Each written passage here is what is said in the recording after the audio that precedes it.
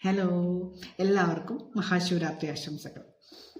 അപ്പം നിങ്ങൾക്ക് എല്ലാവർക്കും മഹാശിവരാത്രിയുടെ ഐതിഹ്യം എന്താണെന്ന് അറിയാമോ?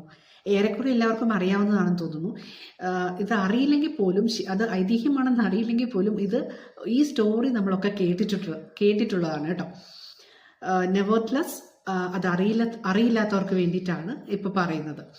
അപ്പോൾ പാലാഴി മഥനം നടക്കുന്ന സമയത്ത് കാളകുട വിഷം ഉണ്ടാവുകയും അത് ലോകം തന്നെ നശിപ്പിക്കാൻ തക്ക ശക്തിയുള്ളതാണെന്ന് അറിയാവുന്ന മഹാദേവൻ ലോകത്തെ രക്ഷിക്കുന്നതിന് വേണ്ടിയിട്ട് ആ കാളകുട വിഷം പാനം ചെയ്യുകയും ചെയ്തു. അപ്പോൾ പാർവതി ദേവി മഹാദേവന്റെ കഴുത്തിൽ അമർത്തി പിടിച്ചുകൊണ്ട് ആ രാത്രി മുഴുവൻ പ്രാർത്ഥിച്ചുകൊണ്ടിരിക്കുകയാണ്.